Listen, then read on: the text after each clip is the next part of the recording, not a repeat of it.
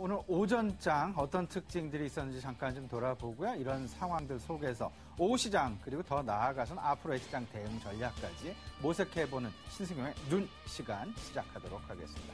지금 현재 실적 시즌이 진행이 되고 있습니다. 이제 그 대형주에 대한 실적 시즌 거의 마무리 국면에 돌입을 하고 있죠. 잠시 후 진행이 될 현대기아차, 그거는 그 현대차의 그 실적 발표, 이를 마감으로 해서 전반적인 대형주에 대한 실적 마무리 이제 되게 됩니다. 그렇다면 이제부터는 중소형주에 대한 실적 시즌이 시작됩니다.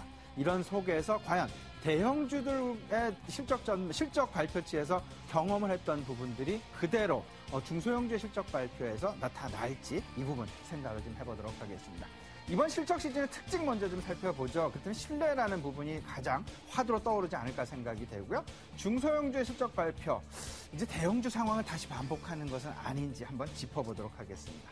뭐니 해도 결론입니다. 시장 신뢰 중심에는 역시 실적이 있다라는 것. 그 어느 때보다도 지금 현재 시장 내 확실한 어떤 그 계기로 삼아야 되지 않을까 생각이 됩니다. 한 가지씩 짚어봅니다. 1분기 실적 시즌의 특징 먼저 살펴보도록 하겠습니다. 일단 1분기 실적 시즌 이랬습니다. 그 실적 전망치를 부합을 하느냐 아니면 실적 전망치에 미달을 하느냐에 따라서, 그리고 실적 전망치를 넘어서느냐에 따라서 이번 시즌 주가의 향방이 극명하게 갈리는 그런 현상이 나타났었습니다. 이런 부분들 꼭 기억을 하셔서 중소형주의 실적 발표가 나타나는 5월 초 시장에 대한 대비 확실하게 해 나가셔야 되겠습니다. 두 번째는요, 애널리스트들의 전망치에 대한 불신이 그 어느 때보다도 커졌다라는 부분이 되겠습니다. 애널리스트들 지금 현재 조용하게 입을 다물고 있습니다. 그 이유, 본인들이 실적 전망치를 잘 못 맞췄기 때문입니다. 저 역시도 애널리스트 생활을 20년 넘게 해왔지만 사실은 실적 전망을 맞춰서 제대로 한다는 게 그렇게 쉬운 일만도 아니었습니다. 이런 부분들 과연 왜 그러한 실적 전망치에 불신이 나타나게 했는지 한번 곰곰이 생각해볼 그런 계기가 되었다 말씀드려봅니다. 또 한 가지 중요한 부분이 있죠. 보통 분기 실적을 발표할 때 있어서 그 당해년도, 그 당기의 실적도 중요하지만 그보다 더 주목을 한 부분은 뭐니 해도 그 이후에 대한 실적 전망이었습니다. 하지만 이번 실적 전망을 발표하면서 통상적으로 나타났던 부분, 2분기 이후에 대한 실적 전망치는 희미하게 시장 내에서 덮여졌고 오히려 당해년도, 당기에 대한 실적에 관심이 크게 나타났다라는 점이 되겠습니다. 그런 부분들 결국은 지난 연말부터 나타난 환율에 대한 어떤 그 불안감이 가장 크게 이번 실적에 작용한 것이 아니었나, 이를 확인해보고 가자라는 그런 심리가 크게 나타나지 않았나라는 그런 생각입니다.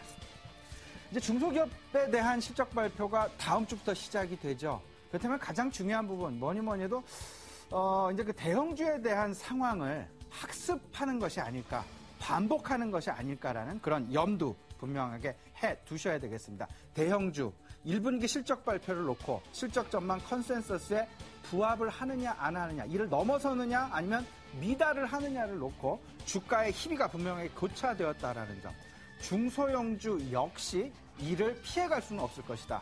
꼭 염두를 하셔야 될 겁니다. 분명한 것은요, 기대감만에 의한 상승을 쫓아가지 마시고 철저하게 실적을 확인하고 가자라는 그런 중심적인 그런 생각 꼭 가지셔야 되겠습니다. 이를 통한 차별화 전개 분명하게 나타날 것이다라는 점이 되겠습니다. 이를 염두한 대응 전략 꼭 세워나가셔야 되겠습니다. 마지막입니다. 신뢰. 제가 신뢰라는 말씀 계속 드리고 있습니다. 그렇다면 신뢰의 중심엔 무엇이 있을까? 다시 한번 되돌아보면요, 역시 실적이다라는 부분, 실적이라는 부분을 꼭 생각을 해 두셔야 되겠습니다.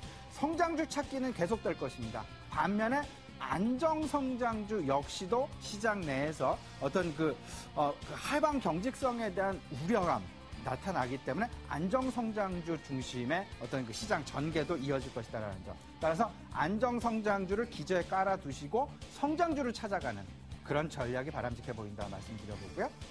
2분기 이후에도 계속 이런 부분들이 이어집니다. 대외 여건이 불안하다라는 것, 특히나 환율 부분과 소비의 둔화 부분 꼭 염두하시고, 지금 현재 각 그 발표되고 있는 그 지표들, 제조업 지수라든지 아니면 소매 지수라든지 이런 부분들 다소간에 좀 둔화 부분 크게 나타나고 있습니다. 이 부분 꼭 염두하시고 공격적인 자세는 철저히 자제해야 되겠다는 말씀 다시 한번 강조드립니다. 아까부터 말씀을 드렸죠. 하방 경직에 대한 배경에 관심을 가져보자. 안정적인 주식을 찾아보자. 그 주식을 찾아본다면, 그러면서 성장주를 찾아본다면 결국은 바이오, 그리고 필수 소비재, 유틸리티, 이 세 가지 업종 계속적인 관심 필요해 보인다 말씀드리고요. 다시 한번 강조드립니다.